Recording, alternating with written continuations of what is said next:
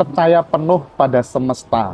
Nah, ini maksud percaya penuh pada semesta itu kira-kira bagaimana, Mas Riko?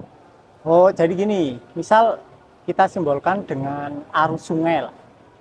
Tujuannya kan arus sungai. Sungai kan banyak bercabang-cabang kan. Kan jatuhnya akhirnya tujuan akhirnya kan adalah laut kan. Kalau kita ngelawan arus, kira-kira tambah lama nggak Tambah sampainya? lama. Ya kan? Nah, apa yang dinyatakan dengan percaya sepenuhnya pada semesta adalah mengikuti arus sepenuhnya. Jadi tidak melawan. Jadi diikutin saja arusnya. Kalau arusnya ke arah kanan, ya kita ngikut ke arah kanan. Mungkin kita cuma bisa milih opsi, oh aku mau jalur yang ini atau jalur yang ini. Tapi kalau kita melawan arus, dalam artian ketika ada emosi datang, tapi kita lawan, ya berarti kita sedang melawan arus kehidupan itu sendiri. Dan otomatis yang membuat kita menderita kan aslinya bukan arusnya kan. Dan bukan juga emosinya. Tapi adalah perlawanan kita terhadap emosinya. Terhadap pemikiran kita, terhadap semua tayangan kehidupan. Tapi begitu kita membiarkan apapun terjadi, otomatis kita menjadi setara dengan transparan. Semuanya cuma lewat aja. Hidup kita jadi lebih enak dan tentu saja tayangannya juga jadi lebih baik. Jadi atau contoh lain gini lah. Mas Hendra pasti pernah layangan kan? Pernah. Zaman SD kan. Layangan di atap enak-enak. Mas Hendra hanya bisa layangan dengan baik ketika Mas Hendra mengikuti arah angin. Ya kan? Tapi begitu Mas Hendra melawan arah angin, yang terjadi kira-kira apa? Layangannya pedot. Senarnya pedot kan? Ya sama. Ketika kita terus-menerus melawan arus sungai atau melawan arus kehidupan atau live stream itu sendiri, ya kita akan semakin menderita. Dan tayangan kehidupan juga akan semakin buruk. Jadi alangkah lebih baiknya apabila kita tahu kemana arus itu mengalir dan kita mengikutinya saja. Itu pasti arahnya bagus. Itu artinya meskipun kita hidup tanpa plan, tanpa rencana-rencana, justru itu hasilnya akan lebih oke gitu, Mas Riko. Karena gini, rencana itu kan munculnya kan dari pikiran kita yang terbatas kan. Sedangkan pikiran kita itu kan isinya data lama kan, masa lalu kan. Contoh, yang membuat masalah, yang kita anggap masalah suatu kondisi kehidupan kan dari pikiran kita kan. Kira-kira pikiran yang sama yang menciptakan masalah bisa menjadi solusi nggak kira-kira? Nggak bisa. Nggak bisa. Jadi rencana, ketika rencana itu muncul dari pikiran, yang kita tahu bahwa pikiran itu terbatas, dan rencana kebanyakan adalah melawan arus kehidupan. Kira-kira yang sedikit atau yang sebagian bisa melawan keseluruhan? Nggak bisa. Kalau kita berusaha melawan keseluruhan, ya kita akan hancur berkeping-keping. Jadi alangkah baiknya kalau orang cerdas, dia akan mengikuti live stream itu sendiri. Dibiarkan aja. Ketika kita membiarkan perasaan kita apa adanya, ya kehidupan akan menjadi lebih baik. Menjadi surga, bukan neraka. Jadi istilah surga dan neraka itu sebetulnya adalah tentang realitas sekarang. Kenapa kok bagi sebagian orang hidup itu terasa seperti neraka, ya karena dia tidak mengikuti arus kehidupan itu sendiri. Dan bagi sebagian orang lain kehidupan terasa seperti di surga, ya karena dia mengikuti arus kehidupan. Jadi dibiarkan apa adanya.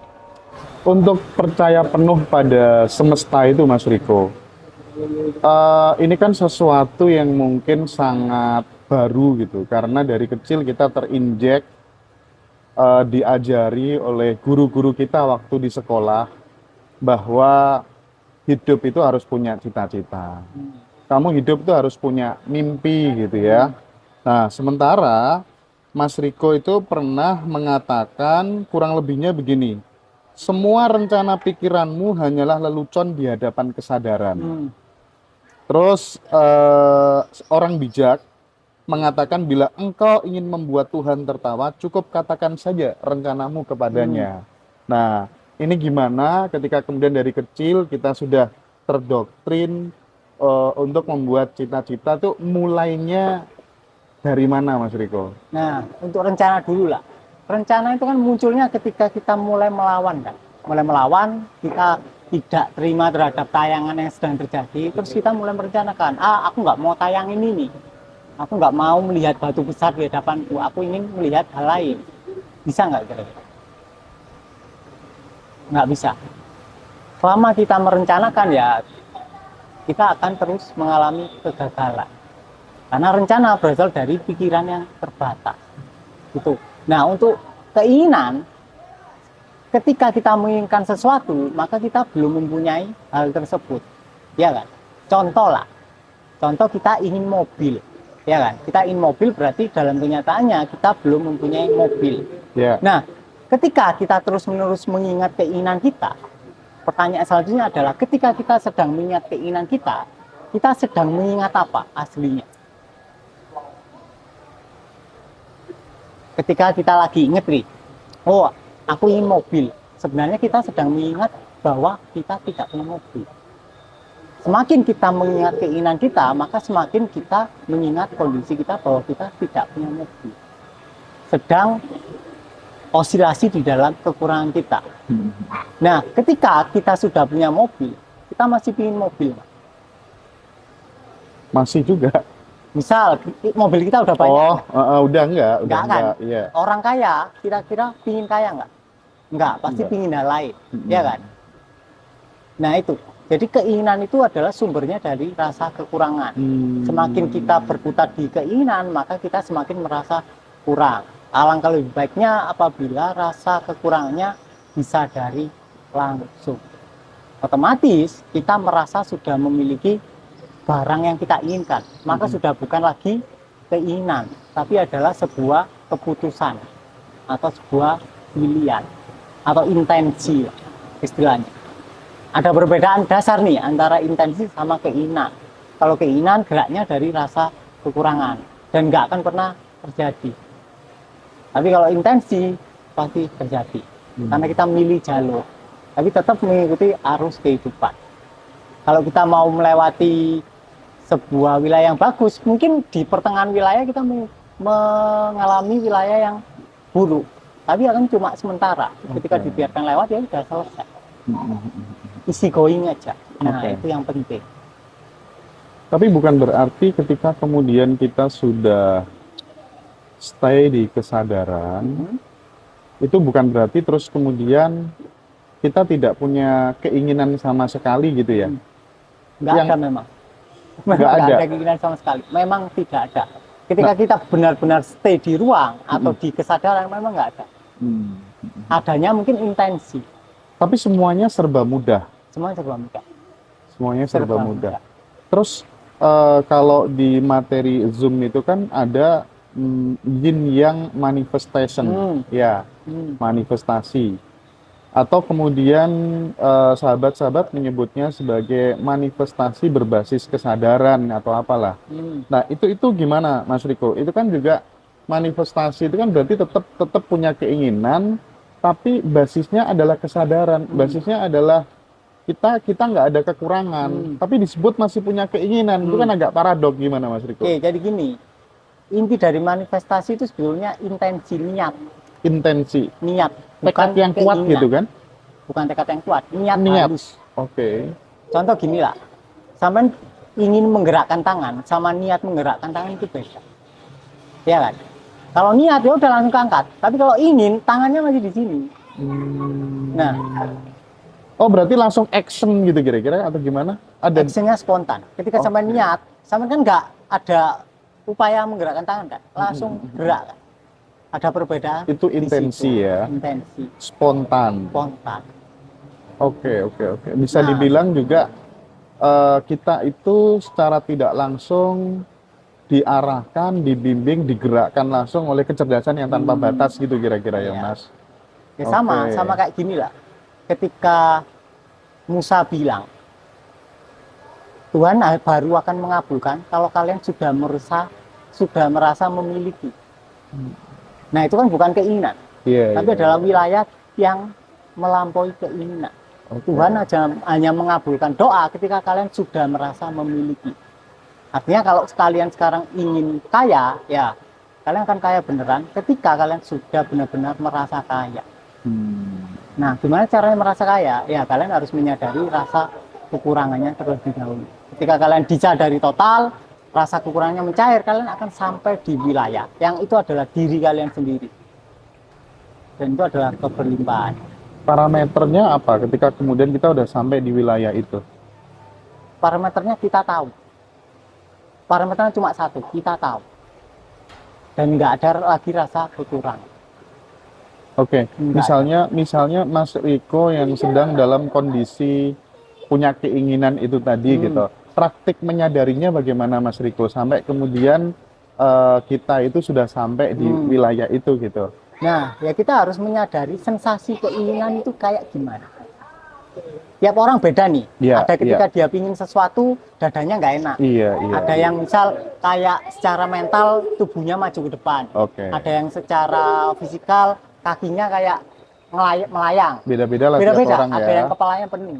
Nah, itu disadari sensasinya. Gampang itu. Artinya yang paling penting itu adalah hadir sebagai diri sendiri. Kalau soal manifestasi kekayaan, terus apa itu gampang itu. Tapi memang kalau sudah benar-benar stay murni di kesadaran murni itu kita memang sudah nggak butuh apa-apa gitu kira-kira ya. Cuman tidur lebih nyenyak gitu Itu ya. lebih minyak, rezeki lebih banyak. Rezeki lebih Gitu-gitulah. banyak. Oke. Kalau Nah, yang manifestation itu lebih ke ini, dasarnya lebih ke keharmonisan rumah tangga. oh iya paham. Jadi yang perlu kita maintenance itu ya hubungan kita. Biasanya kan ketika hubungan itu kan udah lama kan, mulai banyak pendaman nih terkait dengan pasangan. Awal-awal ya pasti kita hubungannya harmonis. Lama-lama kita mandang pasangan itu nggak nyaman.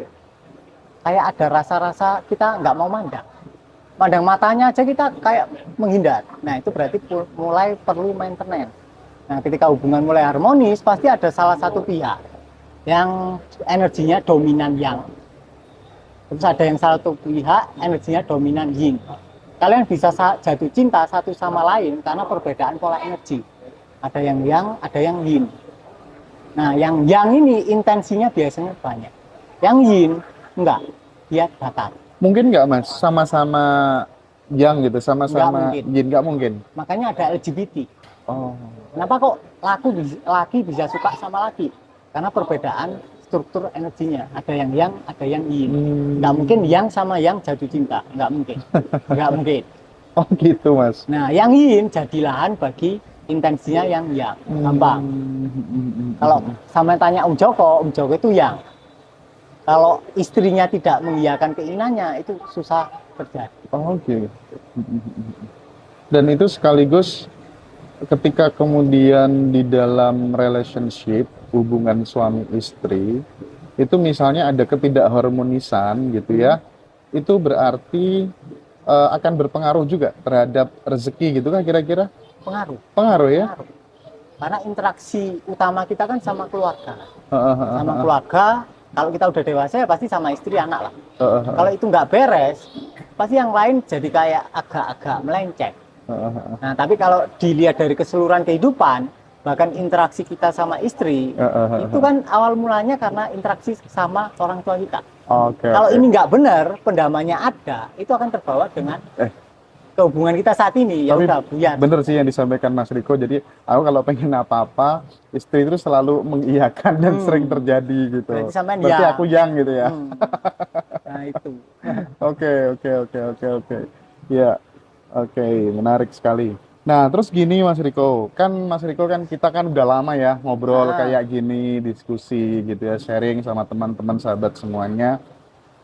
Salah satu teknik yang disampaikan Mas Riko itu adalah peripheral. Nah, tapi nih Mas, yang aku alami sendiri gitu ya, kan dengan peripheral nanti kita bisa gini, A, B, C dan seterusnya gitu. Aku lebih nyaman, lebih enjoy dengan praktik sadar penuh, hadir utuh gitu ya. Nah, ternyata juga hampir mirip fungsinya dengan peripheral. Kita menjadi kemudian nggak gampang ke-trigger ketika ada sesuatu yang menyakiti kita, nggak gampang kecewa, hidup flowing aja. Tadinya nyetir itu dari mana sampai kemana sampai aja tanpa kita lihat ada pohon, ada apa gitu. Itu gimana Mas Riko kalau sama, seperti itu? jadi kalau di sini saat ini itu masuk ke teknik peripheral kinestetik. Oh, jadi sama, tetap kita bahas. Okay. Tapi trikinya entah dari peripheral atau dari di sini saat ini, ketika kita ngomong peripheral aja atau ya udah ada di sini, orang-orang itu kebanyakan kepleset di berusaha hadir di sini saat ini. terus Ya, tipis bulan. emang itu Mas ya. Tipis. Makanya sebelum kita ada di sini saat ini, alangkah lebih baiknya kita persiapan dulu, disadari dulu aliran pemikiran. Kalau itu luput, pasti kita tersesat di berusaha, bukan di sini saat ini. Itu tipis, bedanya tipis tapi kerasa. Karena ketika kalian benar-benar ada di sini saat ini, badan kalian rileks. Tapi kalau kalian berusaha, pasti badan kalian tegang dan pikiran kalian Iya rame. ya Mas. Jadi pada saat kemudian kita terlalu effort banget untuk hadir di sini saat ini, ya itu sama dengan pelarian juga sih sebenarnya ya. Sama kayak ketika ada apa? Dulu kan Buddha Gautama punya murid seorang pangeran kan. Oke. Nah, seorang pangeran ini ekstrimnya terlalu ke kiri. Jadi disuruh puasa sama sang Buddha sehari, dia puasa 3 hari.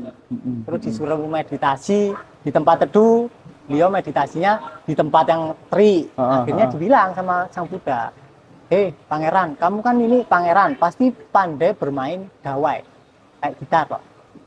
Nah, kalau senar gitar itu terlalu apa namanya? Senarnya terlalu apa? Kaku. Terlalu tegang atau Tegang. terlalu erat, suaranya enak nggak? Enggak. Nggak enak. Kalau terlalu lentur, enak nggak? Nggak enak. Ya berarti kamu harus benar-benar di tengah. Nah, baru saat itu dia paham arti dari di sini saat ini adalah middle way, di tengah.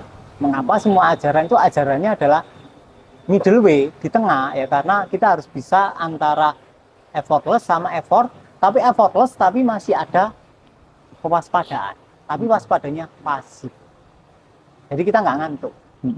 Itu. Nah, banyak orang mendengarkan obrolan-obrolan tentang kesadaran gitu ya, pencerahan-pencerahan gitu. Ada yang kemudian reaksinya oke, sehingga kemudian dia bisa hidupnya menjadi lebih baik gitu ya. Ada juga yang stagnan aja, nggak ada perubahan sama sekali gitu.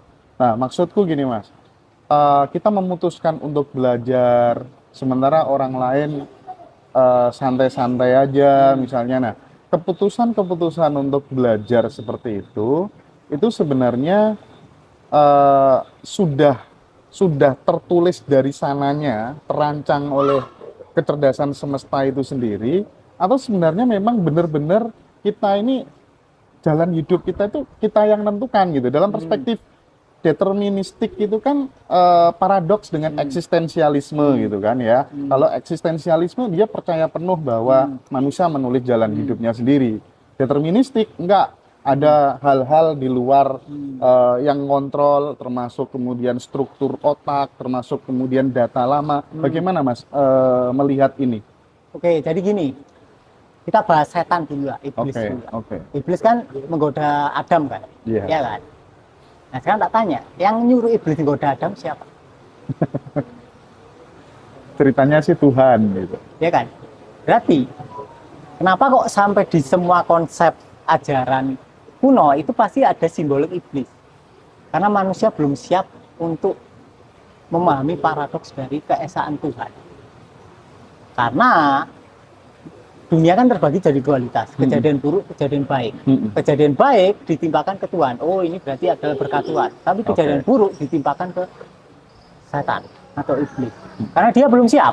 Nah sekarang pertanyaan selanjutnya, iblis yang menciptakan siapa? Tuhan. Berarti Tuhan juga bukan? Iyalah.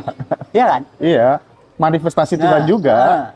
Nggak peduli mau malaikat, mau iblis gitu ya. Manifestasinya kan? Iya. Artinya ya Tuhan juga kan? Itu hanyalah lautan atau air yang sedang bergerak. Terus dijat situ ombaknya jelek.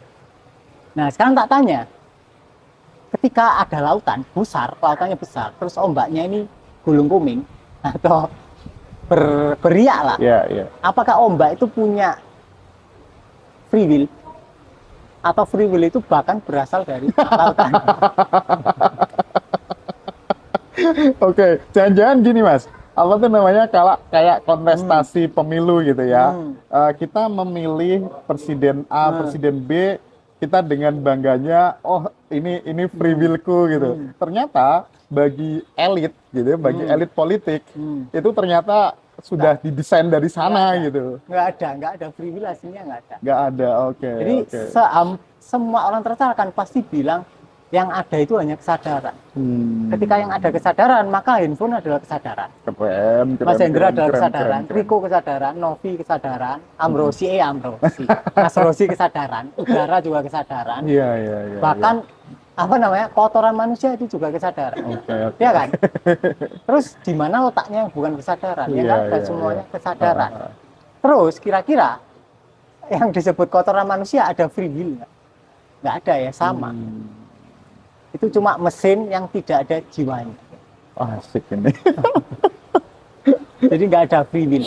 Walaupun itu kesannya kayak keputusan kita sendiri, bahkan keputusan itu juga adalah keputusan ketuhanan. Iya, iya, Nggak ada. paham. Lah ya kayak analogi aku tadi kan, kita milih pemimpin, seolah-olah ini kita menganggap ini free will kita, padahal sebenarnya sudah dipilihkan oleh Sudah elit dirancang. itu, ya, sudah dirancang. Nah, ini menjadi terang sekarang, Mas Riko ya. Mungkin karena adem gini ya, kita jadi enggak sekarang. Oke deh, ya, mantap ya teman-teman, nanti bisa tanya jawab sama Mas Riko, nanti dipandu sama Mas Amrozi ya. Oke. Nah, kemudian, nah ini nih, kemudian sekarang yang agak paradoks lagi, aku pengen konfirmasi ke Mas Riko. Mas Riko, kapan hari kan kita sempat ngobrol, gimana sih Mas teman-teman ini kok bisa melihat penampakan makhluk halus dan lain sebagainya gitu. Mas Riko menjawab, oh itu karena dia ada belief di situ gitu. Padahal belief itu kan ombak lagi, pikiran lagi. Tapi kenapa bisa mencipta pakai belief itu? Termasuk saya sendiri juga merasa banyak banget ya apa yang kemudian saya yakini itu juga saya alami dalam kehidupan gitu. Itu gimana Mas Riko? Oke. Jadi gini, kebanyakan orang itu memisahkan antara segala sesuatunya. Ketika kita udah mengalami benar nih, yang adanya kesadaran, maka segala sesuatu adalah gerak dari kesadaran. Sama. Mau itu emosi, mau itu belief, aslinya satu. Mau itu setan juga satu. Cuma bedanya, yang membedakan adalah rangsangannya atau sensasinya. Contoh, di Indonesia ada pocong. Di Amerika ada pocong nggak? Nggak ada. Nggak ada. Karena sensasi di kepalanya beda, datanya beda, adanya vampir di sana. Keren setannya. Kalau kita lihat vampir di Amerika, mungkin kita jatuh cinta. Ya kan? Di Amerika paling adanya sukubus, inkubus. Iya, Mas. Atau namanya, banyak lah setan di sana. Katanya lebih serem, tapi ya nggak tahu. Di Indonesia adanya kuntilanak, pocong. Beda Oke. daerah, beda setan. Ya berarti aslinya kan beda daerah, beda kultur, Pak. Kalau orang itu, misal gini lah, orang itu di kutub utara tinggalnya, dia nggak dapat dogma agama, lihat setan nggak kira? nggak ada. Tapi obrolan yang paling menyentuh banget dan aku bisa praktik langsung tuh waktu aku bertanya, berarti waktu dan pikiran itu sama Mas Riko. Mas Riko waktu itu menjawab, ya sama Mas Hendra. Berarti aku dengan di sini tuh sama. Nah, mulai situlah Mas Riko, aku tuh baru udah nggak teori lagi gitu loh, bisa bener-bener praktik ngalamin gitu loh Mas Riko. Nah itu aslinya gampang kan, simple kan. Dari awal kan kita di sini mau kemana? Gitu. Iya. Sekarang Mas Hendra misal di Jakarta lah, tak tanya, Mas Hendra di mana? Ya di sini jawabannya tetap. Nggak ada. Misal kita lagi ada inilah, apa namanya? Intinya tricky antara berusaha di sini sama di sini. Ketika berusaha ya kita nggak ada di sini, ngawang lah. Tegang ya Mas ya, tegang ya bahasanya ya. Tegang. Makanya sebetulnya yang dibutuhkan teman-teman itu bukan pelatihan atau bukan teori, tapi teman. Beneran kalian butuh teman. Butuh teman ya. Butuh teman kan? Iya. Misal kalian ada masalah nih, kan butuh sharing kan ke Iya, temen. betul. Tentu saja harus teman yang ngerti. Kalau Iya. kalian sharingnya ke temen yang nggak ngerti ya amburadul. Makanya butuh teman seperjalanan. Komunitas lah. Bukan butuh pelatihan, butuh teman sebenarnya ya. Butuh teman. Iya, betul. Atau seenggaknya temen yang sudah ngalami ya, yang sudah tahu oh jalurnya ini gini. Walaupun kamu lewat ngantem batu besar, kamu tetap akan selamat. Nah itu bener yang banget ini. dibutuhkan oleh teman-teman. Bukan praktek, tapi temen asli. Iya, Karena iya, orang-orang tuh nggak berani jalan sendiri gitu Pak. Kalau kalian berani jalan sendiri, ya it's okay. Berarti nggak butuh. Tapi kebanyakan orang itu butuh pendukung, butuh support. Nggak butuh guru aslinya, Iya. butuh temen. Butuh teman untuk membersamai membersamai untuk tumbuh Iya. gitu kira-kira ya. Eh, jadi teman-teman nanti kalau misalnya mau terhubung, mau tergabung dengan komunitasnya Mas Riko di grup WA, nanti silakan ikut Zoom dulu 2 hari, tanggal 31 Oktober sampai 1 November. Di situ nanti teman-teman bisa dibimbing langsung oleh Mas Joko, oleh Mas Riko secara 24 jam pokoknya grupnya nggak pernah berhenti. Jadi teman-teman ketemu teman-teman yang sefrekuensi di sana ya. Nggak ada guru dan murid ya Mas Riko ya? Nggak ada. Nggak ada guru dan murid ya. Semuanya sama-sama tumbuh berproses. Soalnya itu juga apa ya, batasan yang sangat menghalangi. Ketika misalnya Mas Hendra nganggap Om Joko guru lah misalnya, secara beli sampean akan menganggap, wah aku di bawahnya Om Joko, aku nggak akan mungkin bisa mengalami apa yang dialami Om Joko. Itu adalah halangan paling utama.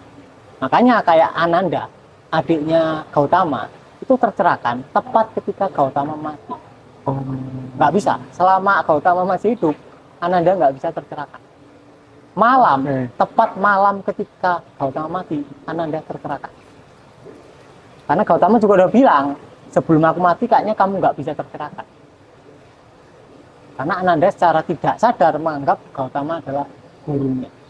Berarti bahaya dong mengkultuskan Mas Riko, cium tangannya Mas Riko, Bahaya. sampai kemudian Mas Riko jalan gitu semuanya pada merunduk. Bahaya. Mending kalau ada yang gitu kita sepak aja, yang merunduk. Oke, ada yang tanya gimana ikut Zoom-nya? Itu di bio TikTok, silakan dihubungi aja teman-teman ya. Aku sangat komen banget, serius ya. Silakan teman-teman nanti join di acara 2 hari itu. Waktunya sekitar 4 jam biasanya kurang lebihnya itu. Dan teman-teman di situ bisa dapat akses rekaman ya, Mas Joko ya. Ada rekamannya yang nanti teman-teman bisa putar pada saat nggak bisa hadir pada waktu Zoom gitu ya. Jadi sekali lagi keren banget penjelasan Mas Riko pada kesempatan malam hari ini. Aku bisa belajar banyak dan sedikit-sedikit mulai mengalami Mas Riko ya, mulai mengalami. Tapi butuh waktu ternyata ya. Aslinya ya enggak. Aduh, Itu aku kan aja ya. pikiran sampai sendiri. Oh aku butuh waktu, ya dibiarin lewat pikirannya. Gitu ya Mas ya. Oke, Gampang, oke. Baik Mas Riko, saya melanjutkan pertanyaan-pertanyaan teman-teman yang ada di Telegram. Ya, Mas Riko, pas ada masalah, gimana caranya biar kesadaran yang ambil alih, biar gak keduluan pikiran yang pertama respon? Nah itu artinya pertanyaannya agak aneh. Ya. Pikiran itu kan juga kesadaran yang sedang bergerak. Masalah itu juga kesadaran yang sedang bergerak. Kenapa kok solusinya itu cuma dibiarin? Kenapa? Ya karena semuanya kesadaran. Aslinya kalian sedang melawan diri kalian sendiri, makanya kalian menderita. Ketika kalian melawan kesedihan, kesedihan itu kan aslinya juga kesadaran. Artinya kalian kayak tangan kanan lagi melawan tangan kiri kalian sendiri, pasti menderita. Makanya solusi satu-satunya itu dibiarkan apapun. Tayangan sekaligus emosinya, nanti selesai sendiri. Apapun itu. Jadi biarkan mengalir saja. Biarkan mengalir. Ikuti saja alirannya. Saman pernah, kalau saman jeli, saman ada nggak beberapa masalah yang saman biarin, tapi cepat selesai. Ada satu masalah yang saman pikir terus, saman berusaha selesaikan, malah nggak selesai. Oke. Ya kan? Iya, iya. Nah, itu. Jadi langkah paling efektif itu kita biarkan masalah tersebut mengalir sesuai yang ada gitu aja. Jadi nggak usah kita tahan atau kita. Nah, label masalah itu kan diciptakan oleh pikiran. Oke. Kenapa kok pikiran menciptakan label masalah? Karena rasanya nggak enak. Rasanya kita lawan, akhirnya muncullah label masalah. Kalau perasaannya nggak kita lawan, label masalah itu nggak muncul. Udah selesai. Dibiarkan perasaannya. Jadi nggak ada masalah. Masalah itu aslinya ilusi karena tidak pernah ada. Oke. Sejauh ini kan masalah itu kan cenderung ke yang negatif-negatif, apakah sesuatu yang positif itu sebenarnya bisa diartikan masalah juga? Karena itu sama-sama keadaan, ya kan? Cuma keadaan yang enak dan dianggap tidak enak gitu aja. Apakah itu sama masalah? Enggak. Bisa diartikan Karena masalah? kalian tidak pernah melawan sesuatu yang positif, nggak pernah. Nggak pernah ya. Tapi karena yang negatif kalian lawan, ya akhirnya jadi masalah. Oke. Masalahnya itu bukan ada pada negatifnya, bukan ada pada emosinya ataupun pada tayangannya, tapi pada perlawanan kalian. Sehingga masalahnya stuck di situ, nggak selesai-selesai. Nah, Oke. itu yang perlu digaris bawah. Oke. Masih terkait masalah Mas Riko. Apakah karma itu bisa diturunkan dari generasi sebelumnya? Karena ini kalau diyakini kan akan menjadi sebuah masalah juga. Menurut Mas Riko seperti apa ya? Bisa. Contoh, ibunya Mas Rosi hamil. Kemudian misal dia mendapatkan diselingkuhi misal. Kan itu rasanya nggak nyaman, nggak enak. Mungkin ada rasa bersalah, rasa ketakutan dan lain. Nah, konstruksi mental atau gestaltnya itu diwariskan ke anak. Anak juga mengalami. Karena si ibu sama si anak terhubung melalui plasenta. Jadi apa yang dialami si anak, apa yang dialami si ibu itu juga teralami di diri si anak. Kemudian ketika lahir, ya udah tercipta identitas akarnya itu udah tercipta. Kemudian dibuat lebih tumbuh lagi, lebih rimbun lagi dengan pola didikan para orang tua masing-masing. Oke. Intinya cetakan pertama itu adalah waktu ibunya hamil atau bahkan ketika kalian berhubungan seksual. Kalau kalian mau bahas lebih jauh, cetakan pertama adalah waktu kalian berhubungan seksual. Waktu kalian sedang menanam benih. Itu sangat berpengaruh. Jadi ketika kalian biasanya gini, orang habis capek kerja, beban, kemudian dia berusaha melepaskan bebannya dengan seks. Nah, secara tanpa sengaja kecelakaan dia hamil. Oke. Itu pasti cetakannya buruk. Kenapa? Ya karena itu kecelakaan, bisa dianggap kecelakaan. Karena kalian hanya untuk melepaskan stresnya. Kalian tidak ada dalam nuansa cinta. Oke. Makanya seks sangat penting, sebaiknya hanya kalian lakukan ketika kalian berada dalam nuansa cinta. Jangan pernah melakukan seks ketika kalian lagi marah sama pasangan. Oke? Ini penting, karena kebanyakan pasangan itu seksnya itu lebih hot ketika dia lagi ada masalah. Lagi marah, kemudian dia seks lebih hot. Tapi kalau kalian menanam benih di situ, itu akan seburuk-buruknya cetakan. Itu sangat bahaya. Jadi jangan pernah mendekati seks dari sesuatu selain cinta. Nuansanya harus benar. Kalau nuansanya benar, benihnya baru benar. Embrionya baru benar. Kemudian skenarionya ketika kalian hamil, itu sebenarnya ditentukan ketika kalian berhubungan seks. Kalau kalian berhubungan seks itu ada ketakutan di dalamnya, karena kalian selingkuh atau karena adanya ketegangan, ada ketakutan dan lain-lain, ya pasti nanti skenario waktu hamil akan sesuai. Makanya jangan pernah melakukan hubungan seks ketika kalian sedang marah dengan istri. Selesaikan dulu di luar ranjang. Terkait ini Mas Riko, ketika kita mau menciptakan benih unggul ya, kan kita tidak boleh capek kan. Nah, tapi mayoritas masyarakat kita itu masyarakat pekerja dan waktu luangnya sangat sempit. Nah, untuk mengatasi itu seperti apa Mas Riko? Ya itu tadi solusinya. Jadi bukan soal kalian kerja atau enggak, bukan soal kalian capek atau enggak. Adalah soal kalian mendekati seks itu dari nuansa apa. Ketika kalian sedang bahagia, sedang saling sayang, sedang berada dalam nuansa cinta, kalian nge-seks itu adalah cetakan yang paling bagus. Tapi kalau kalian nge-seks dari kalian sedang marah sama istri, kalian nge-seks, seksnya mungkin hot, tapi benihnya akan jelek. Cetakannya akan sangat-sangat buruk. Dan kemudian akan diikuti oleh skenario yang akan semakin memperkuat identitas tersebut. Jadi identitas pertama itu yang kalian ciptakan terhadap anak kalian itu adalah ketika kalian seks dengan istri kalian. Kalau itu hamil, itu. Jadi jangan pernah jangan pernah dekati seks dari nuansa ketika nuansanya buruk. Jadi dekati dari cinta. Oke. Makanya kenapa kalau di zaman dulu raja-raja itu milih hari buat seks. Sampai segitunya ya. Sampai segitunya. Karena harus dipersiapkan. Nanam benih itu memang harus dipersiapkan. Kalau enggak, cetakannya pasti jelek. Itu. Jadi persiapkan. Benar-benar persiapkan. Kalian berada dalam nuansa cinta, kalian harmonis, kalian nggak ada pendaman sama istri. Cetakannya pasti bagus. Tapi kalau rumah tangga kalian sudah nggak baik-baik saja, kalian nanam benih pasti buya. Oke. Apakah ini dibahas di Bersih Jiwa, Mas? Dibahas. Oke. Nanti teman-teman bisa gabung di Bersih Jiwa atau langsung hubungi dari manajemen Mas Riko juga bisa. Dan jangan lupa tanggal 30 sampai 30 Oktober sampai 1 September bisa gabung. Oh, iya, Oktober sampai November teman-teman bisa gabung di Zoom-nya Mas Riko ya.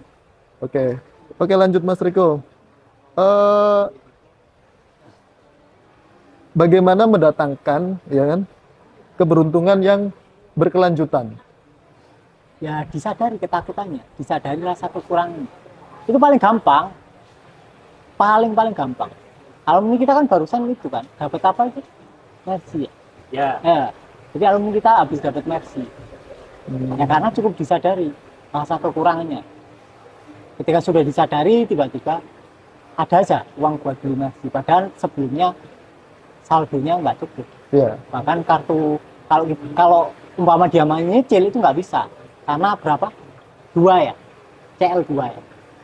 Kartu kreditnya bahkan CL2, jadi nggak bisa. Tapi ya tiba-tiba CL0 ya, CL0 bisa. Kalaupun dia mau nyicil bisa. Dan itu bisa dipelajari di Bersih Jiwa.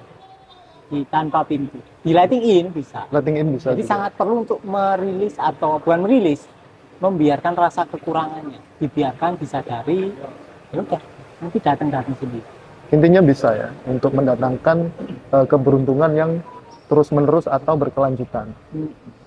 Oke Mas. Lanjut Mas. Apa karma itu cuma pendaman emosi saja atau seperti apa Mas? Karma itu kan mekanisme sebab akibat. Ketika kalian punya pendaman tertentu, akibatnya ya sesuai pendaman itu. Jadi karma adalah mekanisme dari samskara atau mekanisme dari pendaman. Kalau keseluruhan gambaran utuh disebut samsara, penderitaan. Samsara. Selagi kalian ada pendaman, selagi kalian masih terjerat di identitas fiksi kalian, ya kalian pasti menderita. Itu namanya samsara. Samsara. Iya. Oke.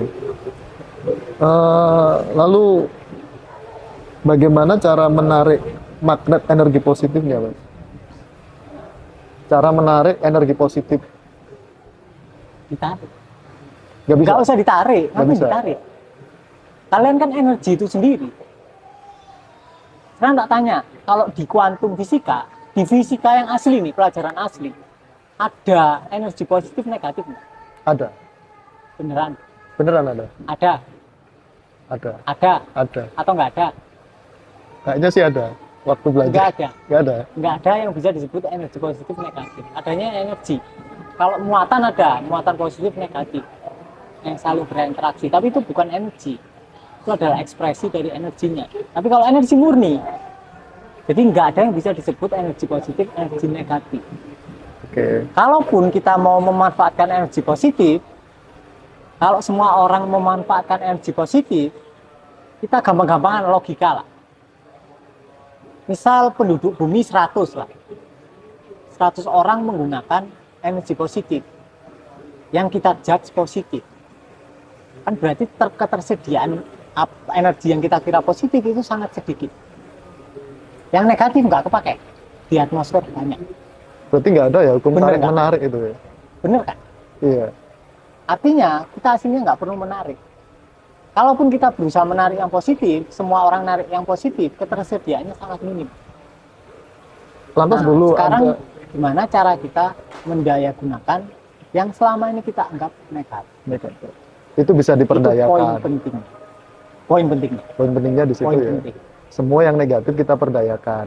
Cuma tinggal orangnya itu bisa nggak memperdayakan atau gimana mungkin ada cara termudah untuk memperdayakan energi itu tadi Ya, ya. intinya ya konsep dualitas di kepala harus runtuh terlebih dahulu. Karena di kehidupan nyata itu nggak ada positif negatif. Itu cuma Teori. judgement dari pikiran kita. Oke. Karena pikiran kita nggak suka sama rasa itu. Oke, Mas. Apakah nasib buruk juga bisa dirubah, Mas? Maksudnya. Kan banyak orang yang mengeluh nasib saya ini selalu sial, selalu kena musibah. Nah, apakah nasib tersebut bisa dirubah atau Dibiarkan. dibiarkan saja? Dibiarkan. Ketika kalian melawan ya akan looping terus, selalu terjadi lagi. Karena kalian masih stuck di aliran yang sama. Tetap stuck karena kalian misal kayak tadi yang dijelaskan. Ketika kalian terseret arus terus kalian melawan arus ya kalian akan tetap di kondisi yang sama. Ketika kalian mengikuti arus, mungkin kalian akan melewati jalan yang buruk sepersekian detik, tapi setelah itu kan ganti tayangan. It's okay, nggak ada masalah. Ya, memang harus dialami. Ketika dialami ya selesai. Nggak lama.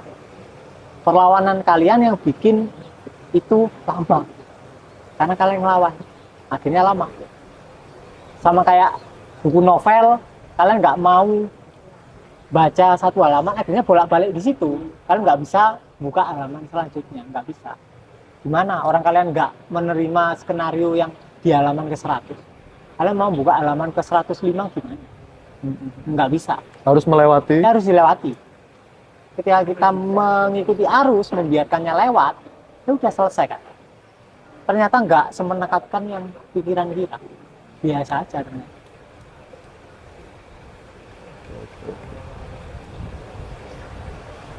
Lalu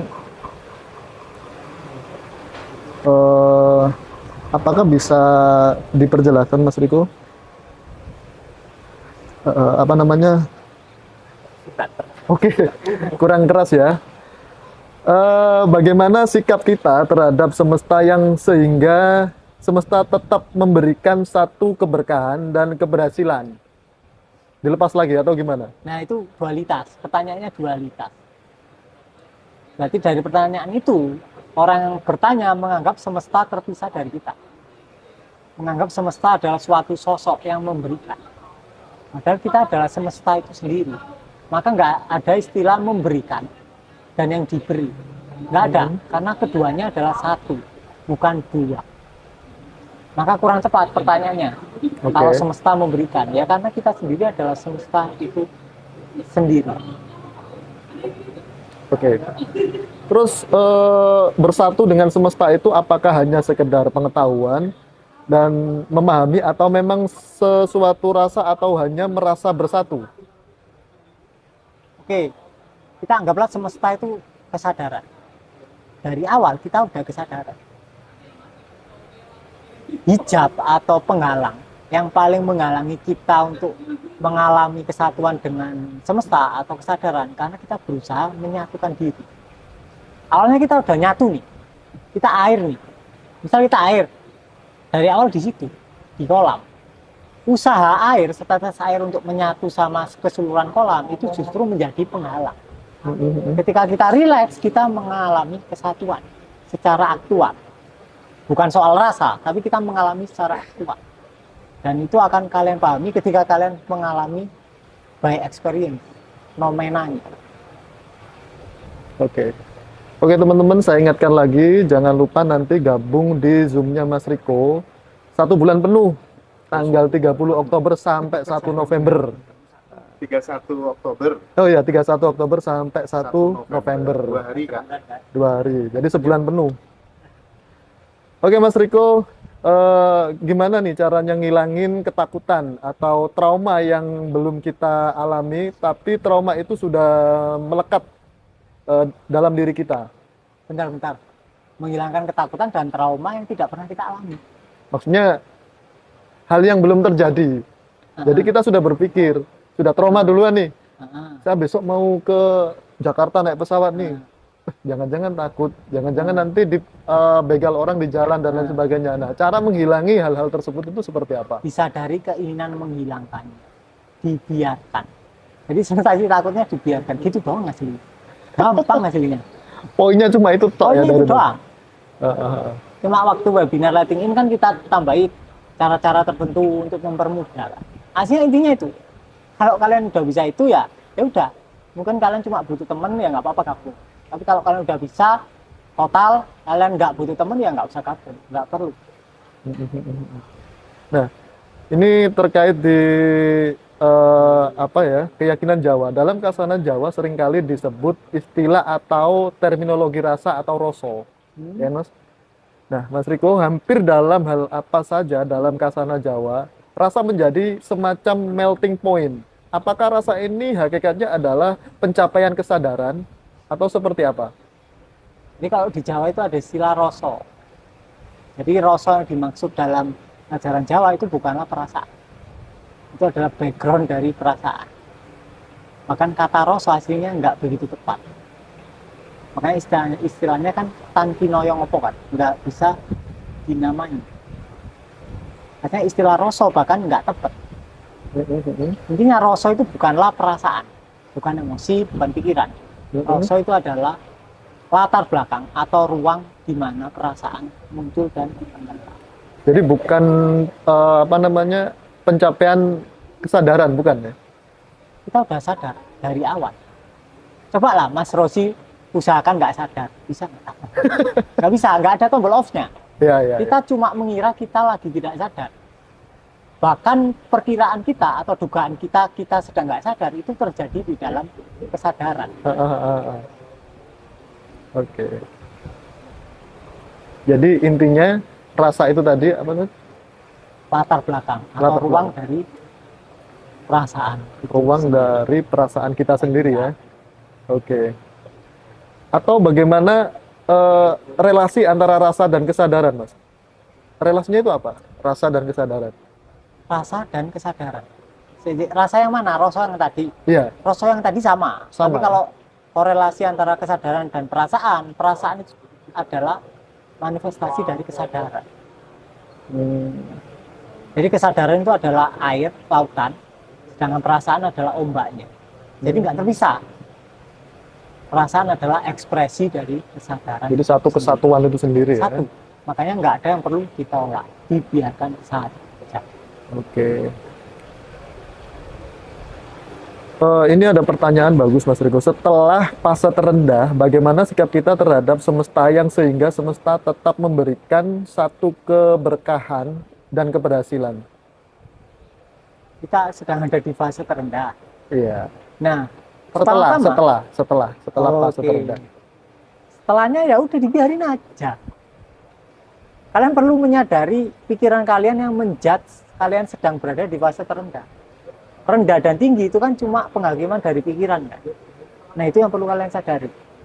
Kalau kalian menjudge kondisi kalian rendah, otomatis kalian akan ingin kondisi yang tinggi. Semakin kalian ingin kondisi yang tinggi, kalian akan semakin terjebak di kondisi yang rendah. Bahayanya itu. Makanya disadari mekanisme pelabelan dari pikirannya. Itu tricky dan sangat berbahaya. Ketika pikiran kita mulai membedakan antara rendah dan tinggi, itu adalah fase yang sangat berbahaya kalau kalian tidak sepenuhnya menyadari jebakan itu.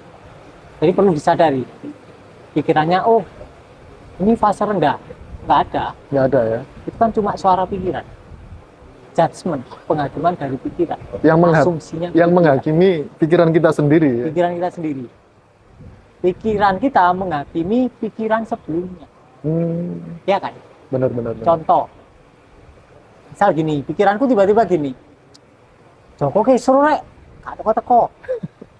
Terus selanjutnya muncul, wah tapi kan aku kan nggak boleh kayak gitu sama Om Joko. Nah ini kan berarti menghakimi pikiran sebelumnya.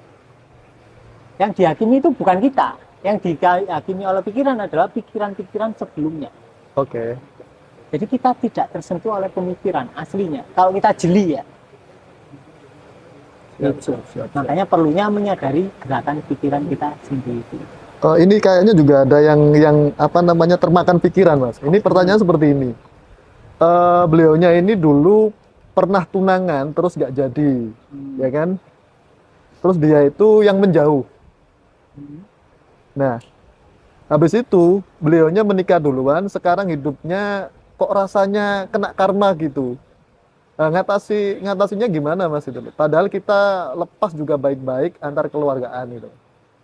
Jadi seolah-olah dia ini merasa karena saya menjauh, membatalkan tunangan, akhirnya saya sekarang kena karma karena kehidupan yang dialami sekarang itu kok kena apa namanya? Nggak enak gitu. Nggak enaknya tok itu loh. Ya karena kalian punya rasa bersalah.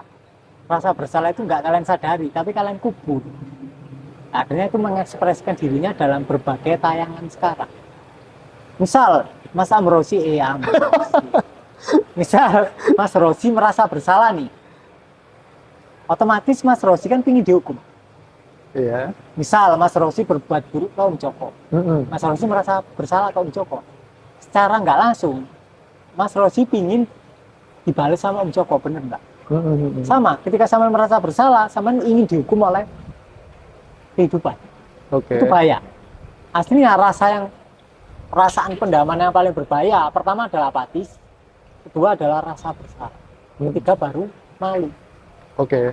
Apatis itu pasti mengarah ke urgensi bunuh diri.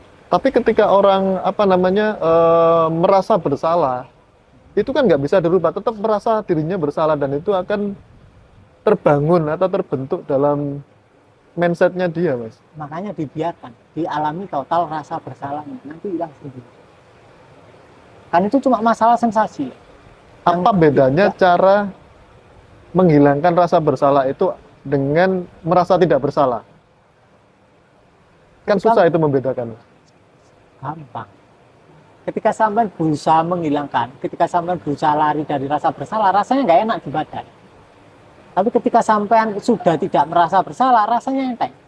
Intinya terasa di badan. Kalau badan kalian sekarang terasa berat, berarti ada beberapa jalur energi yang tersumbat. Sumbatannya itu kayak es batu. Misal air mengalir dalam pipa, kemudian dalam beberapa titik air itu membatu jadi es batu.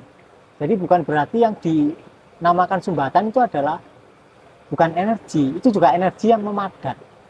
Ketika kita cintai, kita biarkan apa adanya, dia mulai mencair. Kemudian aliran tubuh kalian mulai normal, ngeflow, akhirnya tubuh terasa lebih ringan. Nah, itu bedanya itu. Kan maksud saya gini, Mas. Saya ini mencubit Pak Joko, tak cubit nih. Nah, saya kan salah. Lah, masa saya nggak merasa bersalah, mau dilepas saja seolah-olah nggak salah, gitu? Apa gitu maksudnya? Untuk melepas kesalahan itu tadi? Bisa dari sensasinya. Bisa dari toh? Bisa dari doang, nanti hilang. Dan hubungan kalian mungkin akan lebih baik-baik saja, nggak ada apa-apa. Oke. Bisa dari saja, bisa dari sensasi, dibiarkan. Nggak, ini kayaknya kasusnya sampean, ada yang mirip. Coba, sampean cerita lah. Sampean Nggak. merasa bersalah ke siapa? Saya nggak pernah merasa bersalah. Terus? Saya itu orangnya lost. Ah, Yang penting saya itu sudah berusaha semaksimal mungkin tidak menyakiti dan merugikan orang lain gitu loh. Itu pun kadang masih dianggap merugikan atau menyakiti kan gitu. Jadi saya itu orangnya lost. yang nganggap siapa? Saya. Si ya. Ya. Bentar, kan sampean sudah berusaha berbuat baik sebaik-baiknya. Terus yang memandang, oh kayaknya aku nggak cukup baik, sama sendiri. Oh, misal terdekat aja lah, terdekat istri kita ya. Bilang ke sampean. Oh kamu ini salah, harusnya ini susu kamu taruh kulkas, jangan taruh luar, misal seperti Nah itu. itu rasanya gimana? Ya nggak enak. Nggak enak kan? Ya udah dibiarkan. Biasanya sampean ngapain? Kalau rasanya nggak enak. Ya diem aja ngerokok cemberut itu aja. Nah, coba jangan. Jangan ngerokok. Berarti kan ngerokok sampean kan mekanisme lari ya. Ketika sampean diomeli istri, rasanya kan nggak enak di dada. Itu dibiarkan, dirasakan total. Kemudian ketika hilang, sampean ngerokok itu akan beda. Ngerokok yang selama ini buat lari dari rasa yang nggak enak, itu malah merayakan. Sampean merayakan kehidupan dengan merokok. Dan itu akan jauh beda. Sampean akan tahu bedanya. Rokoknya akan terasa lebih enak, lebih rileks, dan lain-lain. Iya, iya. Karena akhir-akhir ini juga banyak sekali orang yang mengambil langkah yang sangat konyol menurut saya. Misal kemarin 2-3 hari kemarin kan ada kejadian di sebelah ini, mahasiswa loncat dari gedung karena katanya masalah percintaan lah apalah. Nah, kalau Mas Riko sendiri itu sebuah karma dari leluhurnya yang dulu, atau memang kebodohannya dia sendiri untuk melompat dari gedung itu? Nah, aslinya kita tidak bisa menyebut keputusannya adalah kebodohan. Karena kita tidak merasakan apa yang dia rasakan. Kita nggak tahu. Ya kan? Kita nggak tahu kehidupan dia gimana. Kita nggak tahu momen putusnya gimana. Kita nggak tahu apa yang dia rasakan. Kita cuma bisa berasumsi, kemudian ngejar. Konyol banget gara-gara putus cinta dia bunuh diri. Tapi kita nggak tahu. Kita nggak tahu. Kita beneran tidak tahu apapun soal orang yang bunuh diri. Tapi ada kaitannya dengan karma nggak, Mas? Ada kaitannya dengan perlawanan dia sendiri terhadap emosi. Ketika dia terus-terusan melawan emosinya, suatu saat dia capek. Ketika capek, kemudian dia akan terjun ke rasa tidak berdaya. Kemudian mulai muncul rasa-rasa untuk ingin bunuh diri.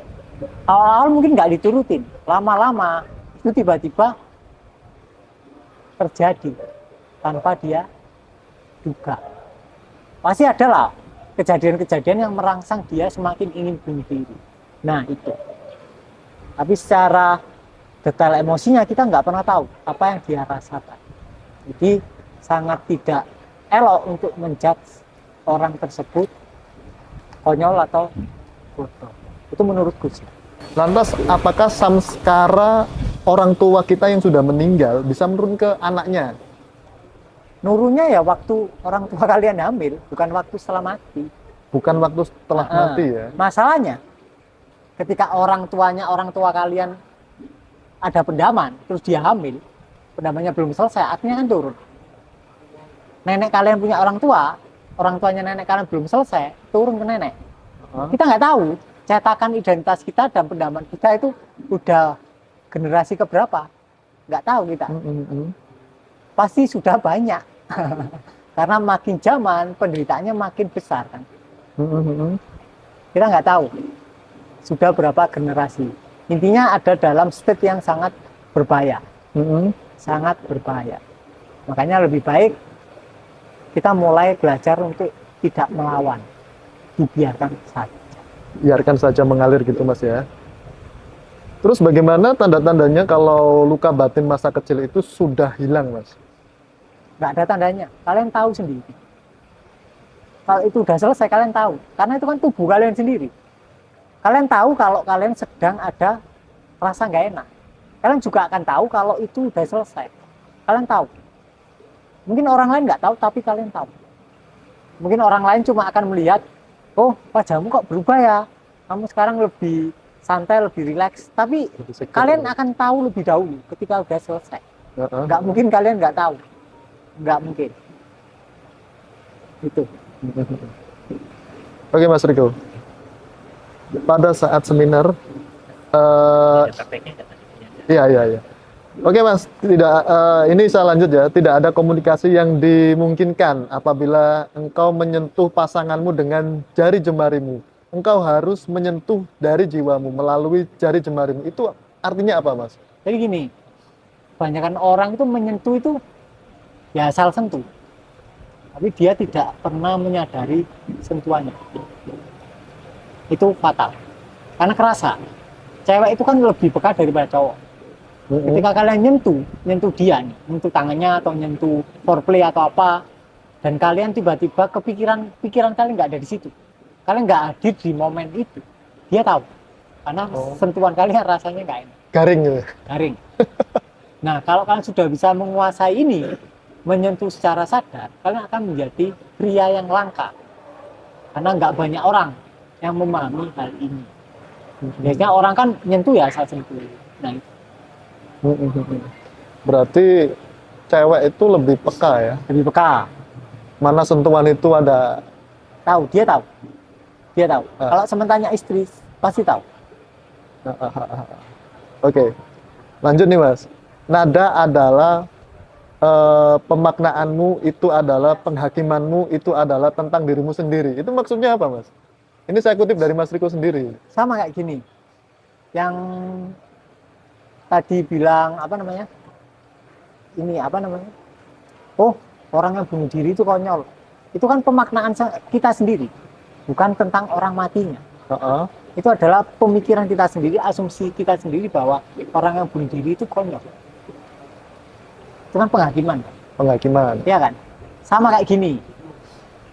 Misal ada cerita Mas Rosi, Mas Hendra, Mas Tayyip, Om Joko di mobil.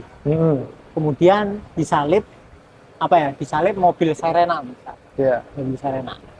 Mas Rosi karena lagi nyetir, lagi fokus, Mas Rosi terganggu disalib Serena. Miso, marah.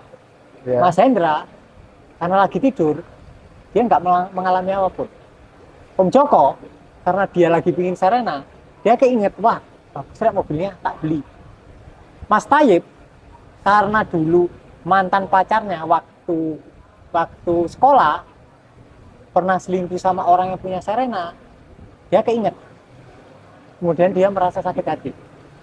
Pertanyaannya, 4 orang pengalamannya sama. Pengalamannya sama kan? Sama-sama disalib Serena. Ya. Tapi apa yang dia alami Beda-beda. Artinya, pertanyaannya, mereka sedang ada di dalam kehidupan atau di dalam kehidupan privat masing-masing. Oke. Mereka sedang dalam kehidupan nyata atau sedang di dalam mimpi kepalanya masing-masing. Oke. Nah, itu pemaknaan. Jadi penghakiman kita terhadap seseorang atau terhadap suatu kejadian itu adalah tentang diri kita sendiri, Judgment ya. bukan tentang orang yang kita judge. Berarti orang bunuh diri itu belum tentu mereka merasakan sakit. Bukan tentang itu, tapi belum tentu kita kan ngejudge-nya, wah ini kurang ibadah gitu kan. Ya, Belum ya. tentu. Wah, atau kita ngejudge-nya, oh ini adalah seburuk-buruknya orang, ya belum tentu. Oke. Ini adalah wah konyol banget rek, ini bunuh diri, ya belum tentu. Berarti Karena cuma kita nggak tahu apa yang mereka alami. cuma perkiraan di luar BMKG aja. Ya? Sadari aja Pak Joko ya. asumsinya. Oke. Oke Mas Riko, kata pencerahan membangkitkan gagasan tentang sejumlah pencapaian manusia super, membelah lautan, terbang, berjalan di atas air, dan lain-lain. Nah itu maksudnya apa?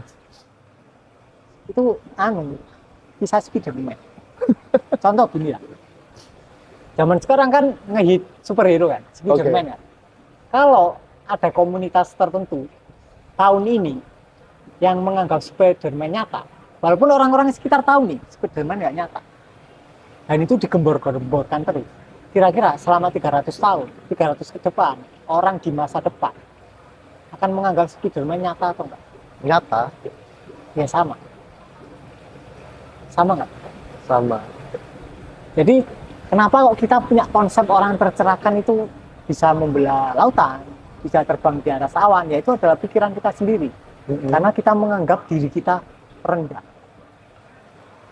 Paham? Paham. Ketika kita menganggap diri kita tidak cukup baik, kita mendapatkan gambaran orang yang, oh berarti orang yang sempurna itu adalah orang-orang spesial, punya sifat tertentu, terus punya kemampuan tertentu, dan lain-lain. Nah, akhirnya menjadi perjalanan ego. Ya sama kayak cerita Spiderman tadi. Bisa bikin agama baru. Iya kan? Tuhannya Spiderman. Oke. Bisa kan? Bisa saja. Karena kan? Atau dari contoh jauh-jauh. gampang lah. Misal Borobudur. Oke. Kasih aja mitos. Oh, dulu ada seorang pertapa. Tahun ini ada. Tahun ini, oh Om Joko ke Borobudur. Terus dia jadi sakti, bisa membelah pantai Balekambang. Itu digembor-gemborkan terus. 1000 tahun itu jadi wisata. Iya kan? Oke. Terus disebarkan ke luar negeri. Oh, Om Joko ini punya nasab si A. Itu digembar-gemborkan pasti jadi ya. Pasti jadi. Oke. Pasti jadi. Berarti menuhankan seseorang itu gampang sekali sebenarnya. Gampang. Ya tinggal diciptakan aja. Ciptakan aja. Aslinya Om Joko benar-benar mengalami pencerahan. Tapi orang-orang sekitarnya membuat cerita agar semakin wow. Semakin wow. Karena orang menganggap dirinya rendah, dia akan lebih terpancing dengan yang wow. Oke. Oke teman-teman, saya ingatkan lagi yang mau gabung Zoom-nya Mas Riko nanti di tanggal 31 Oktober sampai tanggal 1 November, Pak. Ya. Bisa gabung langsung ke Zoom-nya Mas Riko. Lanjut Mas Riko, berpikir adalah salah satu upaya untuk bersembunyi dari emosi yang sedang terjadi di dalam tubuhmu. Rasakan saja apa yang terjadi di dalam tubuhmu. Ini akan menuntunmu ke arah yang benar. Itu kira-kira penjelasannya seperti apa Mas Riko? Itu udah jelas itu penjelasan.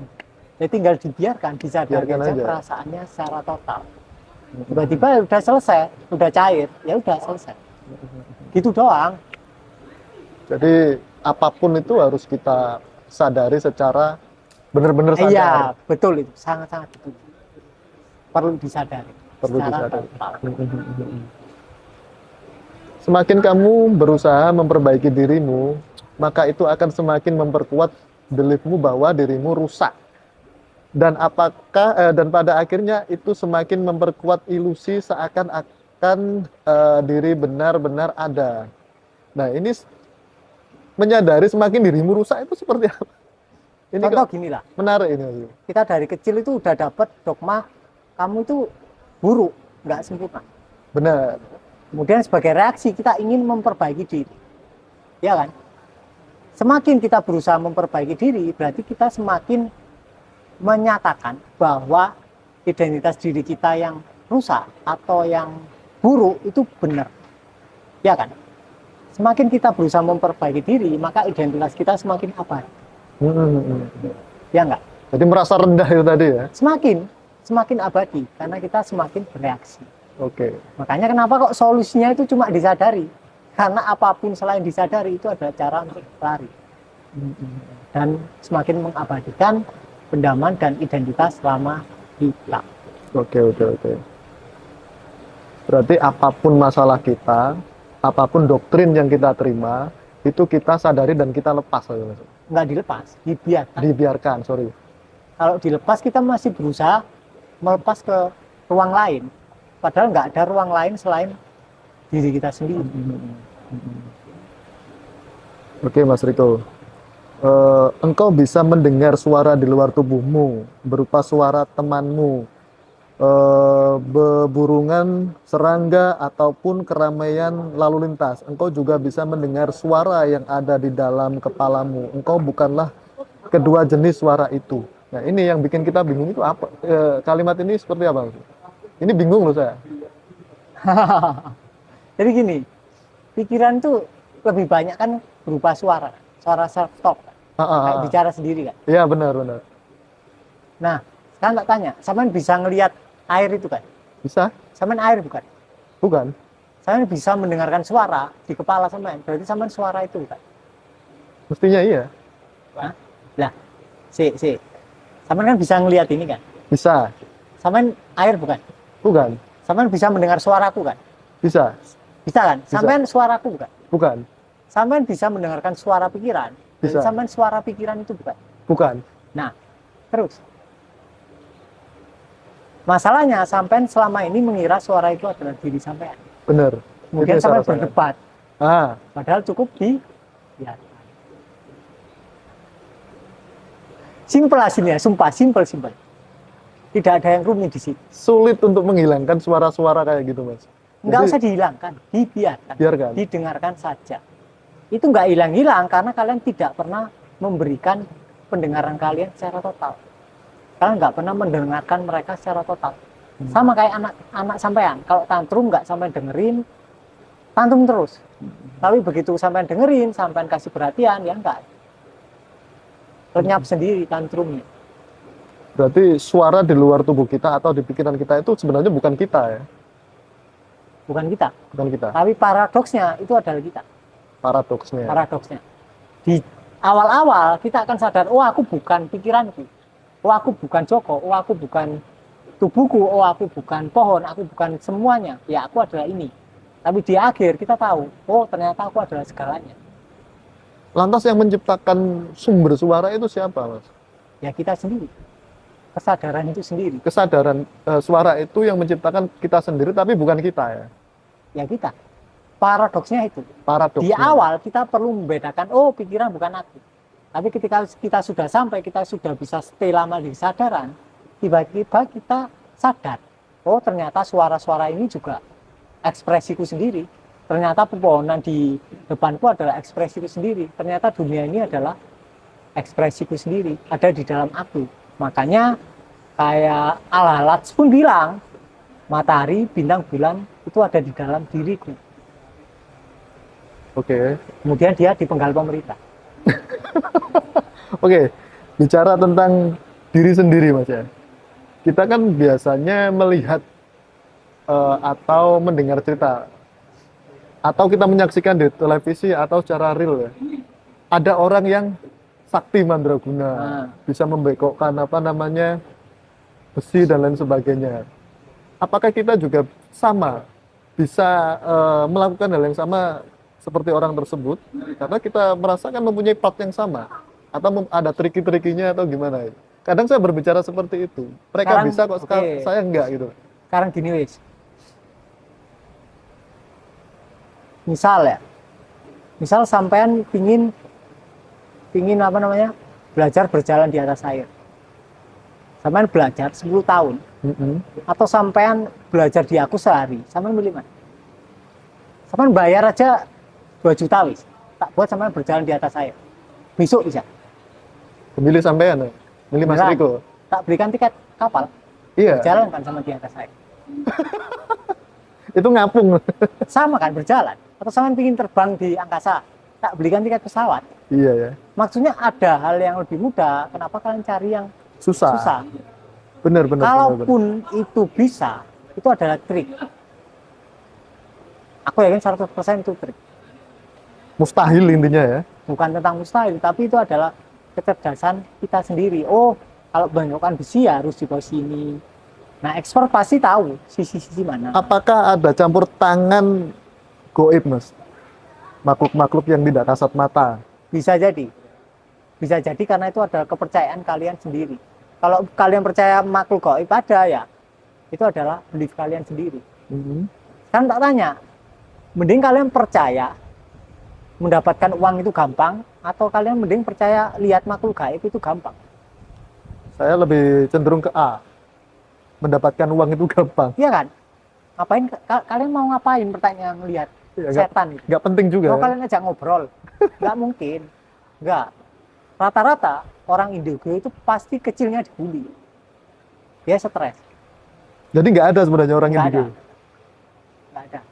Itu halu. Fix ya? Halu ya? Nggak ada. Fix nggak ada.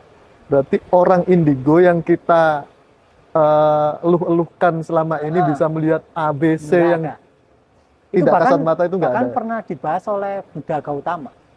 Ketika Sariputta, murid paling pinter nih, terjebak. Buddha, sekarang aku bisa melihat roh-roh. Dan itu terlihat lebih nyata daripada dirimu. Buddha cuma bilang apa? Itu ilusi. Roh-roh yang kamu lihat itu nggak ada. Bahkan Buddha yang sekarang kamu lihat itu aslinya nggak ada. Ya kamu sendiri. Nggak ada sih. Nggak ada apa. Saya juga mempunyai pemikiran yang seperti ini, Mas. Pada umumnya sesuatu yang gaib itu tidak kasat mata. Berarti manusia bisa menciptakan sesuatu yang gaib. Kita bicara, tapi tanpa ketemu orangnya. Jauh-jauhan, kita di sini, mereka di Jakarta atau di Papua. Kita kirim pesan, itu kan tidak kita kirim gini, tapi tulisan kita nyampe sana. Yap. Kita ngobrol lewat handphone, muka kita juga sudah sampai sana. Itu gaib, saya juga mikir, itu kan gaib kan, sesuatu yang tidak terlihat. Karena kalian nggak tahu mekanismenya, gaib. Kalau kalian tahu mekanismenya, ya handphone bukan gaib. Coba kalau Om Rosi misal bisa time travel lah, Om Rosi bawa iPhone lah, ke tahun 900. Sama dianggap dukun paling sakti. Bener, sepakat saya. Nah itu. Sepakat. Berarti sesuatu yang goib, ya kan, makhluk halus dan kekuatan-kekuatan yang kita tidak bisa lihat itu sebenarnya halu, termasuk indigo. Termasuk indigo. Fake ya? Fake. Tapi kalaupun mau percaya nggak apa-apa, nggak ada masalah. nggak ada hak masalah. mereka kan ya? Ya, nggak apa-apa, dinikmati saja. Oke, Mas Riko. Ini saya baca Mas Riko, untuk yang sedang sakit, Anda sudah sehat, berhentilah berusaha sembuh. Ini maksudnya apa Mas Riko? Misal gini lah, kalian sakit, kemudian kalian berusaha sembuh. Kalian kan semakin menganggap diri kalian sakit. Semakin kalian berusaha menyembuhkan diri, kalian semakin menganggap tubuh kalian sakit. Begitu kalian tidak berobat, tiba-tiba sembuh. Karena secara identitas, kalian sudah tidak terjebak ke identitas diri yang sakit. Ini penting. Kebanyakan orang yang sakitnya keras-keras itu sembuh ketika dia berhenti berobat. Karena caranya berobat adalah cara untuk lari dari penyakitnya. Maka Iya, semakin parah. Tapi begitu dia menyerah, terus nggak berobat lah, biarlah mati-mati, sembuh tiba-tiba. Penting ini ya, Penting, itu penting. karena saya lihat masyarakat kita itu lebih kecenderungan Nah, bergantung kepada obat. tapi ada Dikit-dikit triknya obat. juga. Gimana Mas Riko? Misal, wah aku sakit kanker lek, tak pingin sembuh lah, nggak usah berobat. Sama lari. Oh, Harus disadari, sensasi rasa sakitnya harus disadari. oke. Jadi bukan kita menyadari itu ya diterima, bukan menyadari dengan apa ya, dengan tujuan politis, biar sesuatu terjadi. Itu tidak good. Triknya di situ. Ini sama juga nggak Mas Riko? Bagi yang sedang kekurangan, Anda sudah kaya, berhentilah berusaha kaya. Sama. Ini susah ini. Misal gini lah, gampangnya gini lah. Misal Om Rosi utang, Ya, utang nih, nggak punya uang sama sekali lah. Dan tiap hari sampean berutang. Semakin sampean berutang, sampean semakin merasa nggak punya uang ya. Iya kan? heeh. Semakin sampean berutang tiap hari, sampean akan semakin merasa nggak punya uang. Semakin merasa kurang. Otomatis sampean akan semakin nggak punya uang lagi. Semakin kekurangan. Ya? Semakin kekurangan. Ini bahaya. Kenapa orang yang ketagihan berutang itu nggak ada yang bagus hidupnya? Ini bisa didengerin nih teman-teman yang suka utang ke pinjol. Jadi lebih baik kalau kalian alasannya, wah aku berutang biar bisa makan, lebih baik kalian nggak makan. Lebih baik nggak makan. Lebih baik kalian nggak makan 3 hari. Setelah 3 hari pasti ada jalan. Oh, Yakin aku, 100% pasti ada jalan. Lebih baik kalian nggak makan daripada utang. Karena utang kalian itu adalah reaksi kalian lari dari rasa kekurangan kalian. hutang adalah Cara pelarian kalian berutang adalah reaksi kalian untuk lari dari rasa kekurangan. rasa kekurangan. Misal, listrik kalian titit-titit gitu kan. Iya, nggak punya uang. Nggak punya uang, nggak bisa buat beli. Heeh. Kalian merasa kurang, wah nggak punya uang. Kalian juga nggak yakin besok dapat uang. Keren, Otomatis keren, kalian pinjem. Misal ke Om Joko, pinjem uang dong 100 buat beli listrik. Di detik itu, kalian akan susah dapat uang. Susah. Pasti susah. keren. Lebih baik diem. Lebih baik kalian petang-petangan seminggu, it's okay. Iya, Daripada iya. kalian utang. Lah terus apa ini bedanya orang utang sama orang ngambil angsuran, misal rumah lah, motor lah, mobil lah. Bedanya apa, Mas? Orang ngambil angsuran itu mentalnya karena dia punya uang. Oh, Beda. beda. Misal Om Rosi ngambil angsuran mobil nih. Om Rosi pede ngambil mobil karena Om Rosi merasa punya uang. Oh, Beda kalau utang. Aku utang untuk kebutuhan hidup, kepepet ya? kepepet. Enggak baik itu. Nggak baik ya? Kalian akan semakin susah dapat uang. Kalian akan susah dapat kerja. Oke, oke. Kalau kalian bertahan hidup dengan cara hutang. Lebih baik kalian nggak makan lah 3 hari. Ya Keren, puasa keren, aja. Selain kalian puasa mengikis samskara, dengan puasa 3 hari nggak makan, reseptor dopaminnya juga pulih. Jadi dopamin Oke. detox. Bagus sudah. Oke, teman-teman, bisa dibedakan antara hutang dan kredit. Kredit bagus. Bagus ya. Karena kalian merasa punya uang. Heeh. Dan kalian pasti bisa bayar. Dan kalian pasti tenang. Merasa mampu ya. Merasa mampu. Kalaupun kalian di akhir nggak bisa bayar ya, kan tinggal dijabel. Ini ada tulisan menarik ini dari Mas Riko ini. Tuhan adalah segala sesuatu, tidak manapun sekaligus di mana-mana, terpampang nyata sebagai yang melihat sekaligus yang dilihat, sehingga pada dasarnya tidak pernah ada yang melihat dan tidak pernah ada yang dilihat. Tidak ada yang subjek atau objek. Ini gimana ini Mas Riko? Bisa Jadi itu dijelaskan? Tuhan sedang melihat dirinya sendiri melalui matanya si Riko. Jadi Tuhan sedang melihat Tuhan sendiri melalui matanya si Riko. Air itu Tuhan, bukan? 10 menit lagi. Air itu Tuhan, bukan? Tuhan kan? Handphone Tuhan, bukan? Iya. Apa yang dinamakan Esa berarti segala sesuatu adalah Tuhan. Enggak ada yang bukan Tuhan. Jadi kali ini Tuhan sedang melihat dirinya sendiri melalui ekspresinya sendiri. Maka Tuhan ada dimanapun. Kalian lihat Om Joko, kalian lihat Tuhan. Kalian lihat kamera, lihat Tuhan. Kalian lihat pohon, lihat Tuhan. Kalian lihat WC, ya lihat Tuhan. Kalian lihat God, juga lihat Tuhan. Oke. Kalian lihat langit, juga lihat Tuhan. Apapun. Apa nggak bahaya kalau kita mempunyai pola pikir seperti itu, Mas Riko? Makanya perlunya mengalami terlebih dahulu, bukan sebatas pikiran. Karena harus benar-benar mengalami, sadar. Ketika sadar, kalian akan tahu, oh ternyata semuanya adalah Tuhan. Wajah Tuhan. Makanya kaum sufi atau kaum makrifat pasti sering bilang, kemanapun saya menghadap, saya hanya melihat wajah Tuhan. Kemanapun. Ini menarik, karena ada beberapa orang yang ditokohkan. Tapi kalau kita lihat, itu kayaknya orang gila.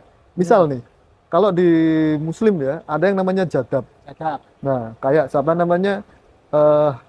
Gus Jafar Pasuruan, kayak Habib Sewan dan lain-lain itu seperti apa? Kalau seperti itu kan orang kan kalau nggak tahu kan aneh gitu loh, Mas Riko. Apanya? Ya biarin aneh. Ya kan itu judgement dari masyarakat. Berarti kalau orang sudah apa-apa yang mereka lihat itu adalah Tuhan, berarti kan sudah tidak mementingkan duniawi. Tetap mementingkan. Duniawi kan juga ketuhanan. Kenapa orang tidak mementingkan duniawi? Karena dia memisahkan antara ketuhanan dan duniawi. Dibedakan. Oh, Tuhan berarti adalah ini, spiritualitas. Sedangkan duniawi bukan Tuhan. Di situ ada batasan pembeda. Padahal sama. Ketika kita benar-benar mengalami yang benar, ketuhanan yang benar, itu nggak ada bedanya antara duniawi dan apa yang kita sebut spiritual. Sama. Satu ya. Satu. Kita akan tetap memberi nafkah ke istri kalian kalau kalian punya. Atau yang istri kalau perannya terbalik kan bisa aja. Dan itu nggak ada masalah. Dan kalian tetap akan mengasuh anak kalian dengan baik. Bukan berarti kalian tercerahkan kemudian kalian lari ke gurun atau menyepi di gua. Enggak. Pencerahan yang benar kalian tetap akan terjun ke masyarakat dengan cara yang tepat. Berarti yang sudah dilakukan orang-orang ke gua atau bertapa dan lain sebagainya itu berarti salah ya, langkah-langkah itu. Biasanya lari ke gua, itu bertapa. Lari. Itu termasuk lari ya? Lari. Bukan penyelesaian. Begitu dia turun dari gua, dia melihat wanita berbikini, pikirannya rame lagi. Karena seksualitasnya selama ini dia kubur. Sama. Gampang kalau kalian pingin kepalanya hening ya kalian ke gua, nggak ada rangsangan apapun, nggak ada masalah apapun, pasti hening. Tapi kalau kalian terjun ke masyarakat, pikiran kalian pasti rame. Nah, ketika kalian bisa menyadari keramaian pikiran kalian, itu adalah pencerahan yang benar. Oke. Jadi kalian berteman dengan pikiran kalian. Kalian tidak memusuhi lagi. Kalau kalian bertapa di gua, artinya kalian memusuhi pikiran kalian. Padahal pikiran adalah ekspresi kalian sendiri, tidak perlu dimusuhi. Dengan kata lain lari ya itu namanya ya. Oke. Iya, lari. Oke, teman-teman saya ingatkan lagi, jangan lupa nanti tanggal 31 Oktober sampai 1 November teman-teman bisa gabung di Zoom-nya Mas Riko. Ya. Jadi jangan sampai terlupakan ya. Oke Mas Riko, ini menarik ini kalimatnya Mas Riko ini. Semua rencana pikiranmu hanyalah lelucon di hadapan kesadaran. Itu maksudnya apa lagi? Ya tadi Mas Hendra. Ya. Oh Mas Hendra itu. Oke. Oke Mas Riko, mungkin terakhir ya. 10 menit terakhir ini saya akan tanya, Tuhan adalah segala sesuatu atau tidak mampu sekaligus di mana-mana. Ini juga sudah.